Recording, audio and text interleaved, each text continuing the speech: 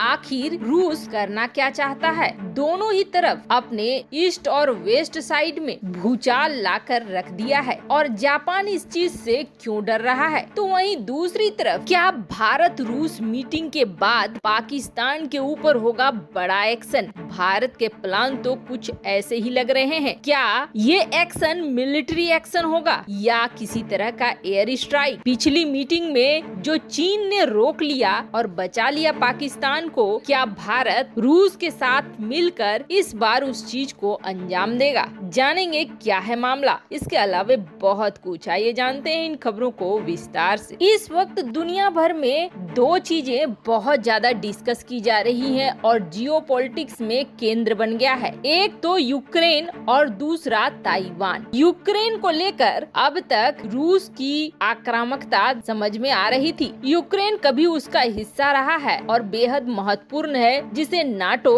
अपने पाले में लाना चाहता है। उसकी जमीन का इस्तेमाल रूस के खिलाफ करना चाहता है। यहाँ तक कि यूक्रेन के पास लगभग रूस की सारी पुरानी टेक्नोलॉजी भी है। ये कारण कुछ समझ में आता है रूस यूक्रेन को लेकर इतना ज्यादा क्यों आक्रामक है। पर ये समझ में नहीं आता है कि जापान के साथ ट्रीटी साइन होने के बावजूद रूस और जापान के बीच दोस्ती क्यों नहीं हो पाती है? क्यों छोटी छोटी भूमि के लिए दोनों में लड़ाइयाँ हो रही है? वैसे आप देखेंगे तो रूस इतना बड़ा है कि उसकी अपनी जनसंख्या ही कम पड़ जाती है। इतनी बड़े भूभाग पे रहने वाले लोगों की संख्या बहुत कम है और कई ऐसे क्षेत्र हैं जहां एक भी इंसान नहीं है। वहां बसाने की कोशिश करता है रूस। पर आप देखेंगे जापान और रूस के बीच इन आइलैंड्स के लिए, जो ये चैन दिख रहे हैं कुरिल आइलैंड्स के, इसके लिए झगड़ा चल रहा है। जापान जहां इसे अपना बताता है तो वहीं रूस इसे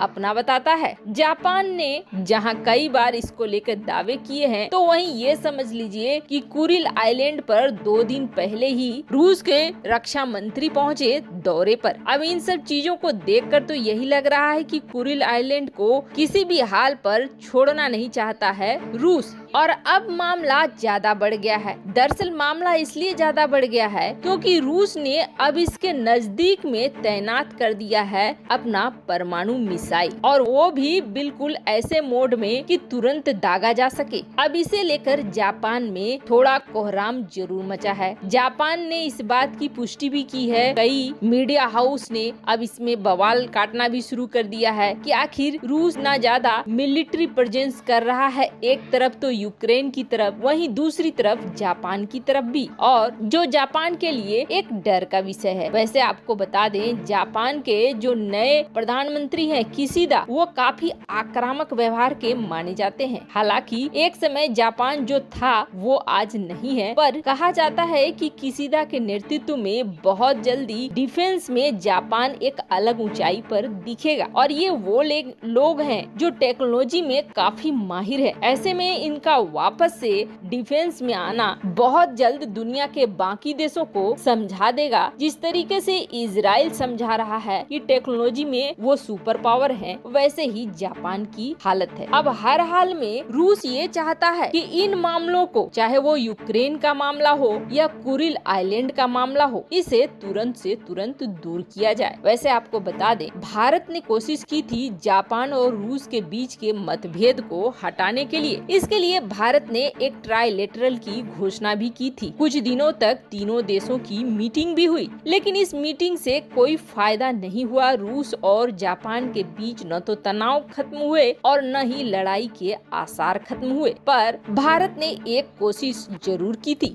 हाल के दिनों में ये देखा गया कि चीन और रूस ने मिलकर जापान के इन क्षेत्रों पर ड्रिल करना शुरू कर दिया, आना जाना शुरू कर दिया, जो ये साफ दिखा रहा है कि जापान के या फिर रूस के, जिसके भी हो ये कुरिल आइलैंड, इसे लेकर रूस पीछे हटने वाला नहीं है। तो वहीं दूसरी तरफ एक बड़ी बात निकल कर सामने आई है, जो पिछली मीटिंग में चीन ने रोक दिया, भारत वो अब करने लगने वाला है और पाकिस्तान के लिए ये बहुत बुरी खबर है। हाफिज सईद आपको याद होगा, जिसको यूएन में विश्व आतंकी घोषित कराने के लिए भारत को बहुत मेहनत करनी पड़ी थी। ऐसा इसलिए क्योंकि हर बार इसे ब्लॉक कर देता था चीन कभी नहीं चाहता था कि पाकिस्तान के इस आतंकी को एक वैश्विक आतंकी के रूप में घोषित किया जाए, पर आखिरकार भारत की लगातार मेहनत काम आई। तो वहीं हाल ही में हुआ था RIC मीटिंग, यानी 3 देश रूस, चीन और भारत की मीटिंग। पर इस मीटिंग में भी भारत ने ये बात कही थी कि अफगानिस्तान के इलाकों का या पाकिस्तान के इलाकों का इस्तेमाल आतंकवाद के लिए नहीं होना चाहिए और हमें ये उपाय करना चाहिए कि ये सुनिश्चित हो सके कि इनकी जमीन का इस्तेमाल नहीं हो हम जैसे देशों के लिए या जो देश इसके आसपास हो। लश्कर-ए-तैयबा की भी बात आई थी, पर चीन ने इस स्टेटमेंट को ब्लॉक कर दिया। वैसे तो आप देखेंगे हमारे विदेश मंत्री S जयशंकर ने लगातार ट्वीट करके इन बातों को उठाया, पर जो जॉइंट स्टेटमेंट आई उस जॉइंट स्टेटमेंट में चीन ने इस बात को गुल कर दिया, इस बात को मेंशन नहीं होने दिया। लेकिन RIC की इस मीटिंग से चीन फायदा जरूर ले गया। चीन फायदा ऐसे ले गया कि विंटर ओलंपिक के लिए भारत ने समर्थन कर दिया और ये उसके लिए बड़ी जीत हो गई। यानी ये कहें कि RIC की मीटिंग से सबसे ज्यादा अगर फायदा किसी को हुआ तो चीन को हुआ। लेकिन भारत यहाँ पर हार नहीं मान रहा है। अब भारत और रूस की मीटिंग के बाद बड़ी कार्रवाई का मन बना लिया है। दरअसल कहा यह जा रहा है कि जो चीजें उस मीटिंग में पूरी नहीं हो पाई, चीजों को अब इसमें पूरा किया जाएगा। ये जो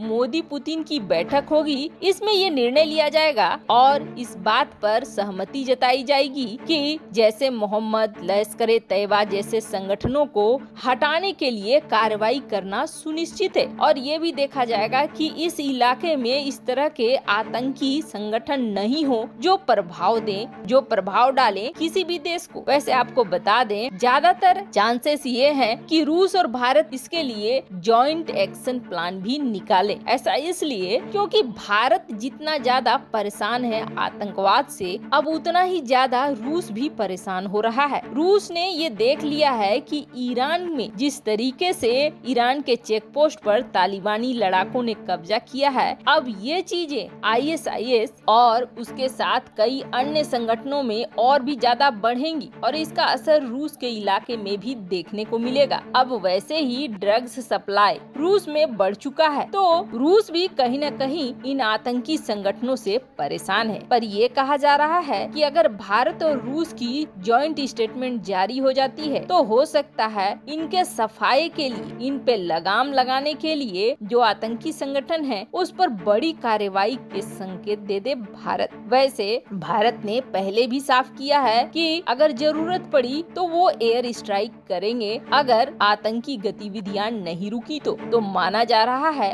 मोदी पुतिन की मीटिंग के बाद बहुत तरह के एक्शन प्लान निकल कर सामने आएंगे। वैसे आपको क्या लगता है, RIC मीटिंग का फायदा उठा गया चीन? कमेंट कर अपनी राय जरूर बताएं। जल्द मिलते हैं अगले वीडियो में नई खबर के साथ।